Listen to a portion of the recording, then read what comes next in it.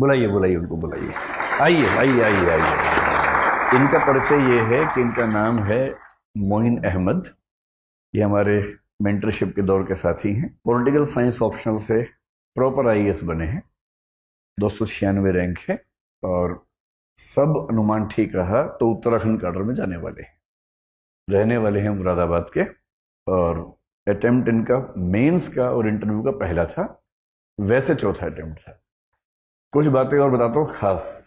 अभी हल्का हल्का कांप रहे हैं, मैंने पकड़ रखा है ना, हल्का हल्का वाइब्रेशन मैं फील कर रहा हूँ। ऐसे होता है भाई, शुरू में सबको होता है, कुछ दिनों के बाद लोग कांपेंगे आपको देख के। यही होता है, सबके साथ ही होता है। ये क्रिकेटर हैं बहुत खतरनाक और इनका सपना था, और पहले इनका सपना था क्रिकेट खेलने का देश के लिए। फिर संघर्ष होते हैं अपने अपने, नहीं हो पाया तो 2015 के आसपास इन्होंने अपना साइबर कैफे खोला गांव में और 3 साल साइबर कैफे चलाया 2015 से 18 तक लगभग। ऐसा ही था ना, 18 तक, 16 से 18 तक। कुछ वहां से सेविंग्स करके फिर इनका सपना हुआ कि भाई आईएएस बनेंगे। फिर ये दिल्ली आए, 3-4 साल स्ट्रगल की। जैसे दृष्टि में अस्मिता योजना है, ऐसे एक योजना, एक फाउंडेशन है कोई, उस फाउंडेशन की योजना में ये शामिल हुए। वहाँ ये उनका रहना खाना हुआ, पढ़ते रहे लगातार। और इस बार जैसे प्रीलिम्स हुआ, एक ही झटके में मेंस भी, इंटरव्यू भी और प्रॉपर आईएएस।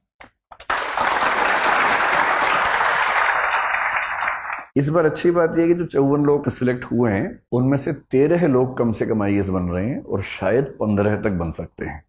तो जो 13 लोग पक्का आईएएस बन रहे हैं उनमें से एक मोइन है और ये 2 शब्द कहेंगे आपको मोटिवेट करने के लिए। कुछ ऐसा कहो कि ये सब भी मतलब है ना। सबसे पहले तो गुड मॉर्निंग आप सभी को। जैसा कि सर ने मेरे बारे में बताया कि मेरी जर्नी काफ़ी इंटरेस्टिंग रही, तो यही मैं बताना चाहूँगा आप सभी लोगों को कि अभी आप उस जगह पर आ गए हैं जो आपको आईएएस बनने से अब नहीं रोक सकता कोई, जो मुझे लगता है, जो मैंने फील किया था जब मैं भी कोचिंग क्लासेस में पहली बार गया था। तो जब मैं पहली बार वहाँ बैठा तो मुझे लगा कि शायद 80 से 90% जर्नी अब खत्म हो गई, क्योंकि बहुत सारे लोग सपने देखते हैं, गांव से होंगे और हिंदी मीडियम है तो मोस्टली हम लोग गांव से बिलोंग करते हैं, तो यहाँ तक आना ही एक अचीवमेंट है। अब अगर आप लोग यहाँ तक आ गए हैं तो अब सिर्फ एक काम जो करना है वो यही है कि जो भी आप पढ़ रहे हैं वो पूरी ईमानदारी के साथ पढ़ें। बहुत सारे डिस्ट्रैक्शन होंगे आपके लिए, उन सभी से बचना है और अपनी पढ़ाई जितनी ईमानदारी से आप करेंगे, सक्सेस मुझे ऐसा लगता है कि निश्चित रूप से मिलेगी। क्योंकि मैंने जिस बैकग्राउंड से मैं आया, जो मेरी पढ़ाई हुई, स्नातक की भी पढ़ाई कोई इतनी अच्छी नहीं हुई, स्कूलिंग भी मैंने गांव से ली है, तो वो सारी चीज़ें मैंने पीछे छोड़ दी थी।